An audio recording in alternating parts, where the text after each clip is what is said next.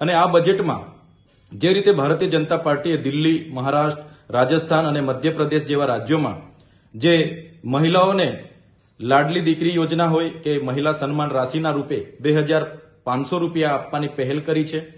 ગેસનો બાટલો 500 રૂપિયામાં આપીને દર હોળી અને દિવાળી એક બાટલો મુક્ત આપવાની પહેલ કરી છે.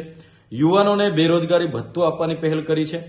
સાથે સાથે આ તમામ રાજ્યોમાં વીજળી ફ્રી, શિક્ષા ફ્રી, સાથે સાથે પાણી ફ્રી જેવી એમણે પહેલો કરી છે. એવી જ પહેલ આ બજેટ દ્વારા ગુજરાતના લોકોને પણ લાભવંતી કરે એવી અમે આશા રાખીએ છીએ.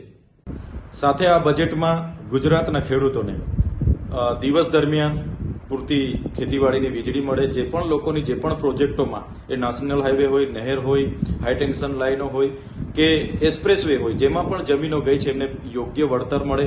સાથે સાથે ખેડૂતોના જે ટેકાના ભાવ છે એને CCI દ્વારા ખરીદી કરવામાં આવે અને ટેકાના ભાવ સારા મળે એવી પણ અમને અપેક્ષા છે.